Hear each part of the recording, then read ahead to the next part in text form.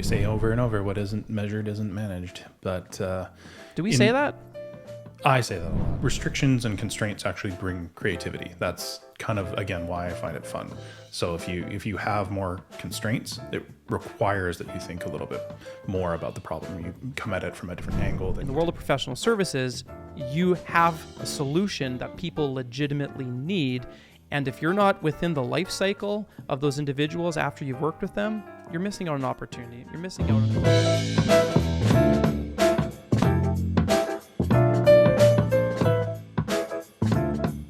Well, it's the middle of October of 2023, and we are 20-odd episodes into doing this thing.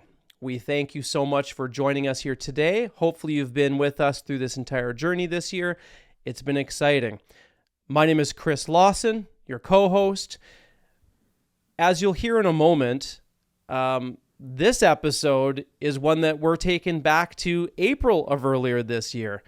And to help me explain what the heck I'm talking about is Jordan Woolf, my co-host, who, believe it or not, has a very, very specific wardrobe. When he finds an item he likes, he just buys multiple pairs of it, or that shirt, those pairs of pants, whatever the case might be. It's actually a true fact. This is true. This is true. How many shirts? How many varieties of shirts do you have? I have, other than like concert shirts, I have only one other type of t-shirt, and I just have multiples of it. One type of t-shirt. Okay. What about sweaters? Sweaters, I've got multiples of this one I'm wearing right now. Unbelievable. They're identical, all the same color. Yeah. So if you open up your closet, is it just the same thing over and over and over and over and over again? Basically, just in shades of black, gray, or occasionally I guess I have a couple things that are white, but that's about it. Mostly black or gray. Wow. Yes. Yeah, so you don't believe in colors, you believe in shades. However, you do have one shirt that's blue, and you wore it once around me. I did. Noticed it, and I haven't seen it ever since. Just to blow people's minds. That's all. That's all it takes. Go. It's just I show up in a blue shirt, and everyone loses their mind. Yeah. Well, as I alluded to earlier, we have an episode today that takes us back to April. So why don't you share with everybody, why are we going back in time? Sure. So we're delving into the archives for this one. Basically, when we're running a podcast, this is kind of inside baseball stuff, but you have guests on, you have different topics you're covering. There's many different reasons why an episode may not actually air when it was intended to air, or right after the period where it was recorded. So in this case, we had a guest that just was not able to make it work to get the launch date, and they didn't get the approvals in that we needed in the timeline. So we had a bunch of recording that was on our archive here, and we were kind of discussing it and looking back at that footage and going, you know what, there's some really good stuff here, and we wanted to make sure that we could salvage what we could from that and bring out what maybe a shortened version of that same episode without the guest. But I think we covered quite some important topics, so we're bringing that out there. Other reasons that sometimes podcasts don't air is if the subject matter that was covered is now irrelevant. There's all sorts of different reasons, but in this case, that was the case here. Yeah, we've recorded a number of episodes this year, one of which, or a few of them we haven't aired, one of which was this one, but I think it is pertinent, not just relevant for today, but I think one that covers a topic that we haven't really gone into a lot of detail, which is really talking about professional services. So, you might be a law firm, you might be a mortgage brokerage, you might be a real estate agency, just to name a few off the top of my head.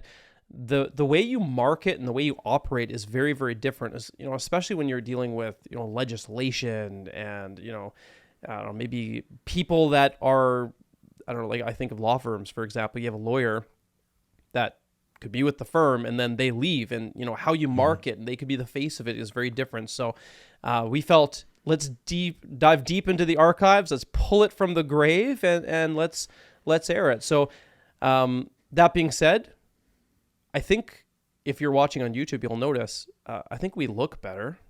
I think we're way more professional on our podcast. We're wiser, a little more depressed, but we're there. We're there. A little more worn. Mm-hmm. So all that being said, number one, we hope you enjoy it. Number two, We want to hear your feedback. If you felt that this was a relevant topic that, speaks to you, or, you took some takeaways on social media specifically, add some comments, share it, give us that feedback. Maybe we'll do a full circle and maybe do another deeper dive with a guest on this topic. But lastly, enjoy it. So Jordan, want to throw it to the next episode? To the archives. There we go. Enjoy.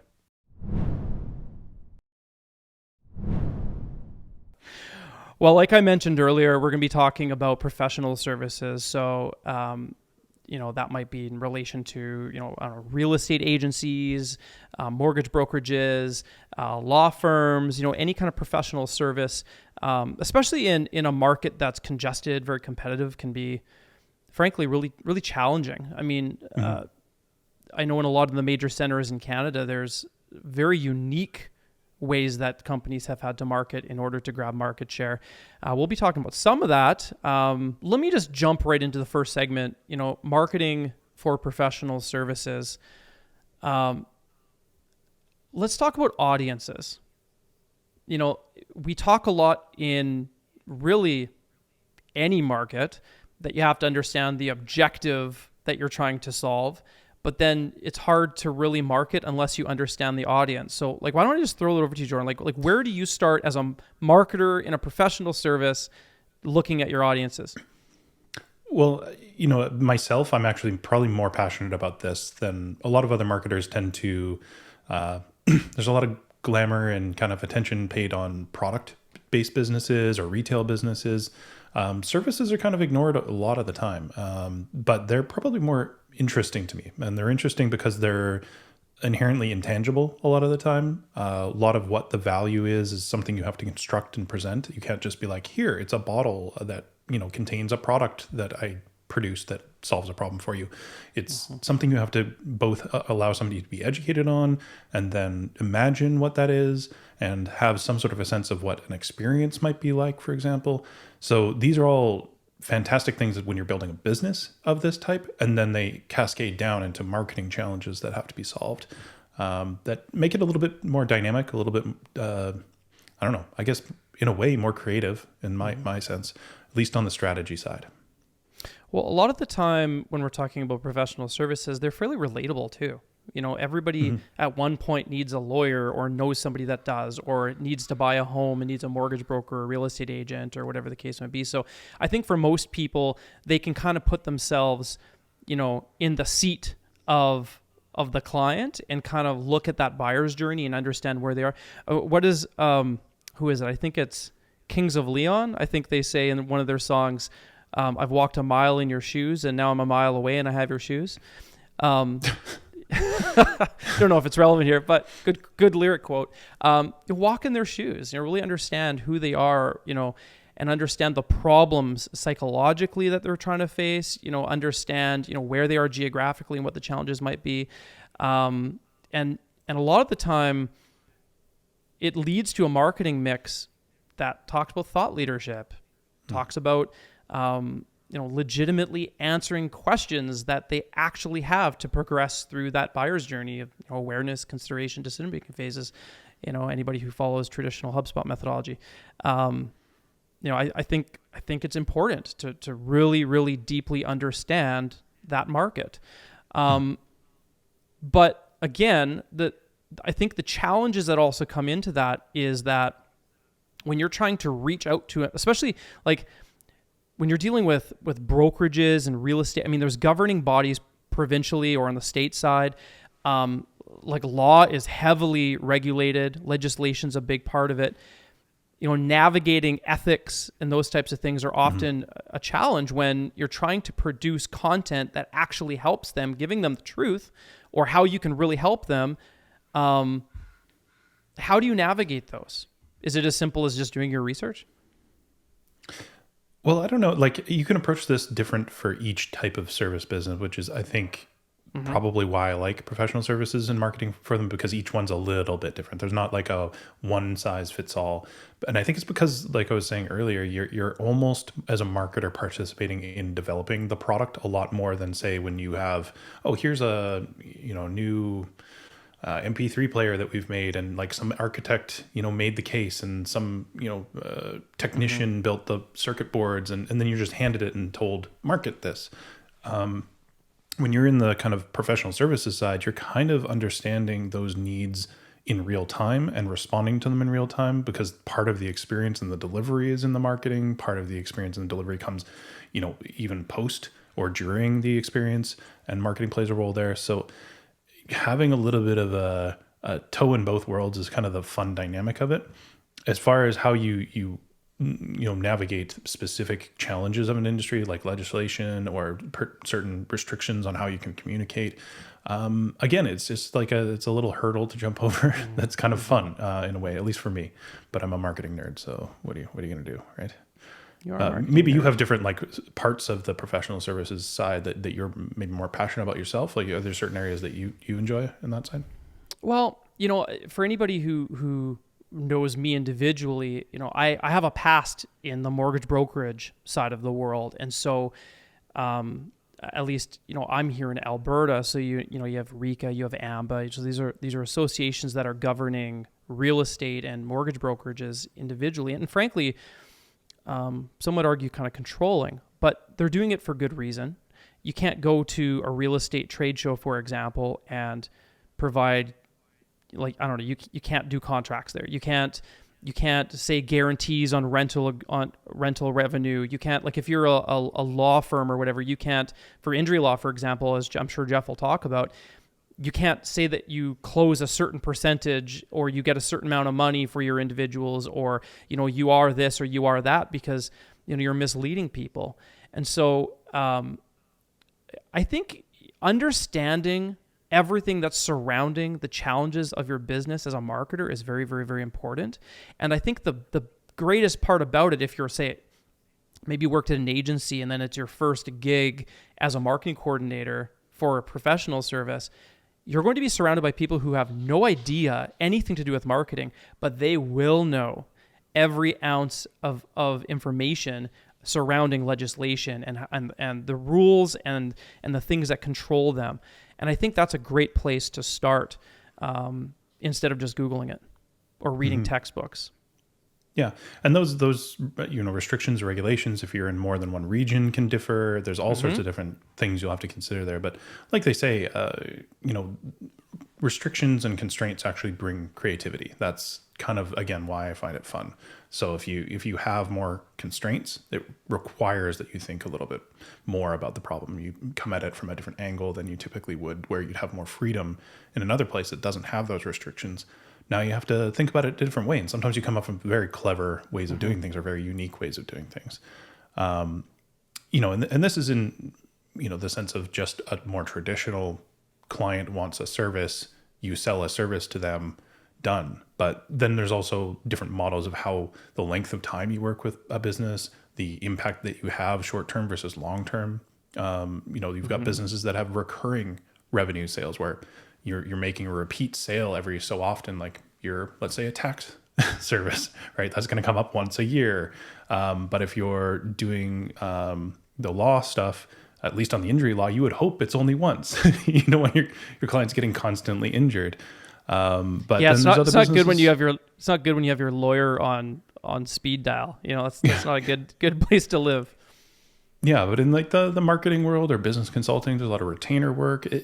There's all these different models of how you work with customers. So marketing plays a role in both constructing and understanding those, even sometimes changing those depending on how customers relate to things. Like in the agency world, we've done different models for different services, retainers and recurring subscriptions. That can be true for all of these businesses as well in varying degrees. So, pivoting from that, I think it's important, if we're talking about things like the audience and we're talking about navigating, ethics and legislature, there's a real business impact or real measurement on the business side of that is sometimes challenging because stepping onto the marketing side of it, you're running ads, you're producing content to rank well on Google, maybe you're social, or, maybe you're in media buying, and you're doing, I don't know, TV spots during hockey games or, football games or whatever the case might be. All of these things are hopefully funneling traffic, funneling opportunities, and for your team to potentially, work with these individuals. But, as a principal of an agency or of a law firm or a mortgage brokerage or whatever, you need to know what's actually helping you. And so I think it starts with, understanding that audience, understanding the business model extremely well, inside and out, and then measuring things like retention rates. Retention rates are going to start tying into things like your lifetime value of your customer. If you're a mortgage brokerage, for example, if you're listening to this and you're like, okay, well, like how do I get reoccurring revenue? How do I increase retention rates? You're signing mortgages up for 3 years, 4 years, 5 years. You know when they need your services next. Mm-hmm. Like, create triggers, create marketing, email marketing, campaigns. Get in front of them way before they start getting influenced by others. Understanding your client acquisition cost is a very important thing. Because if you don't understand your client acquisition cost, it means you probably don't understand the ROI and the profit margin on your services either, which are all KPIs that are tied to your business model. So, I think understanding all of those things first is going to actually help you as a principal or an owner or, an executive to work with your marketing department, or vice versa, to have proper tip-to-toe measurement on your marketing / revenue. Like we say over and over, what isn't measured isn't managed. But do we say that? I say that a lot. You say that? I don't know. There are certain things that I think are unique, or at least more important in this type of a business model. When it comes to marketing, you've got things like thought leadership playing a bigger and bigger role, because the product is intangible. It's not something that just describes itself. I'm sure you've kind of come across a lot of client discussions where that's been the focus of that conversation, right? Well, thought leadership is huge in general. Like it doesn't even have to be a professional service. You might have some cutting edge valve that's for the food or the oil and gas sector, or like just moving fluid in any, like, it doesn't matter what it is. You have something to offer your market. You should be able to regurgitate the value that it brings to that market. And you should be able to, showcase yourself as a thought leader to that market, to Google, to, your audience that you're trying to work with. I think thought leadership is a universal thing that we all want to be recognized for. Hence why, for being honest, that's why we partly started this podcast, because everyone said, you guys should be sharing a lot of the stuff that you talk about every day with the world. So thought leadership is extremely powerful. Your thought leadership can help increase conversions. Your thought leadership can help increase, frankly, the amount of traffic that you're driving to your website, because Google wants to index your blog and your web-based copy for thought leadership. I know we talk about domain authority a lot of the time. It's kind of this, wishy-washy number, but the reality of it is it increases as your thought leadership and your awareness goes up. So it's essential. It's essential. I think if I was to say, here's a marketing tip for you, the professional service, focus on your thought leadership. It's literally the arsenal that you have. It's, hello, do it. Yeah. And like I said, it's super important, because you don't have a physical product that describes itself, right? You have to take that first step and put something out on the table for somebody to be like, oh, okay, that's what you're trying to represent. Then it's a matter of, do you actually communicate that well? Do people understand what you're saying, or does it compare well to other options that are available out there? Right. So things like your process, how you work with your customers to get to the outcome that they need. A lot of the time, thought leadership is not just you regurgitating a whole bunch of information that you've learned over your career. It's often speaking directly to the person you want to work with and addressing their concerns, walking them through the anxieties that they have step by step by step, which at the end of the day makes you a leader or somebody that they trust. Hence the word thought leadership. So just do it. Just do it. There's no way around it. Yeah, and another tip that I think it just came to mind is when you have a service and you have an opportunity at the same time, because you are connected with that customer while you're delivering it. And that is something that's a little bit unique to this. Again, like when you go and you sell Coca-Cola, someone goes to a store and buys it. The second they've made that purchase and left and gone home, your relationship with them kind of ends. The product continues, but your marketing relationship ends. Versus when you have an ongoing service or you're delivering something maybe even long-term, that's an opportunity every day to connect with them and keep them engaged or give them other value or learn from them, continue the conversation. That's, I'm sure, something Jeff will be able to talk to as well on that side. And then the other thing is we talked about customer acquisition cost. We talked about attrition rates. Obviously, your ability to get new customers is a pretty fundamental part of this. And sometimes that's the friends and relationships of your customers. Obviously a lot of our clients come to us looking for leads, but part of that strategy is sometimes the kind of referral base that you can build. How often do you find that comes up in conversation? Every day. And HubSpot did a really good job of this a few years ago, where they kind of had this epiphany that it wasn't just about, marketing to throw over to sales. There was this whole component that came afterwards, which was, hey, we have to actually service these clients, or from the lens of professional service, you have to make sure that you're top of mind as time goes on. So if you're an accountant or a bookkeeper, what are the things that are changing in around, the government, CRA? What are things that are happening and changing within the industry that is pertinent to your clients? And a lot of these things aren't even a lot of work. It's just little touch base, moments, automations or emails that go out or little things like that, so that when the need comes up, which in most of these professional services, it will, you're the one that they're going to come back to. And back to what you're talking about, Jordan, is the referral aspect of your professional service. If you're top of mind, your aunt is going to find out that you have a need. She's going to tell you about it.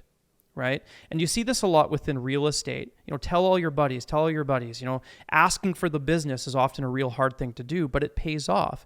Well, the referral part of it can be engineered into your marketing mix. It doesn't have to be an awkward handshake and a 10% off services if they sign with me type of thing. You can actually, market to that audience. Well, that's twice now, I think, that I'm counting. You've mentioned HubSpot in one episode. So are you serving HubSpot Kool-Aid off camera there that I'm not aware of? Or do we have some sort of sponsorship agreement you didn't share with me that you're kind of doing on the side? No. I am CRM agnostic. But, is that a word? But, yeah. I think at the end of the day, going from this, at least it has always resonated with me when they came out of it. We went from this traditional funnel concept where we have a marketing funnel, and the marketing funnel itself goes, marketing qualified lead into a sales qualified lead, and dripping out the bottom of the funnel is sales juice. But this whole concept where you now can service the client, and by servicing them, you collect more data, and with that data, you can remarket to them and bring them back to the top of the funnel, creates this flywheel methodology, which, just Google it, it's everywhere. But in the world of professional services, it's essential. In the world of professional services, you have a solution that people legitimately need. And if you're not within the life cycle of those individuals after you've worked with them, you're missing out on an opportunity. You're missing out on making an impact in people's lives and ultimately creating more revenue for your business. So, the flywheel methodology, although HubSpot gets 100% of the credit, it's definitely been something that I think has resonated with people that I talk to on an ongoing basis. It's a very simple thing to understand. All right. Well, hopefully that archived footage that we pulled out was worthwhile. I know a lot of our audience are actually either members of a professional services business or owners of a professional services business, and that's a very broad topic to cover. So we got through, I think, a couple of those banner topics, such as, building an audience, how to really navigate the legal and ethical areas of communication within different business models, as well as bringing some of the thought leadership elements into your communication. So hopefully it was really useful. We felt it would be good for our audience, and I'm glad you could join us today. Yeah, I find, as we talk about more industry-specific content, often the topic of business modeling comes up, as it did this time around. And I think that, whether you are a marketing coordinator, you're a business development person, a CEO, an executive, a GM, whatever, you might look at these things differently. But the truth is at the center of your business is its business modeling, and your marketing can expedite your growth or expedite your failure, one way or the other. So I think, talking about professional services, your business modeling is definitely one of those things that you got to take a look at first before you start marketing. All that being said, though, we do appreciate you being on the episode here today. If you liked what you heard, as I mentioned at the top of the episode, let us know. Shoot us an email. Make a comment on social media. Check out our podcast wherever we get them, because we do it every 2 weeks, a couple times a month. Don't forget to subscribe, as when you subscribe, ba-bing, you find out when a new episode has aired. So that being said, see you in 2 weeks. We appreciate you. Cheers.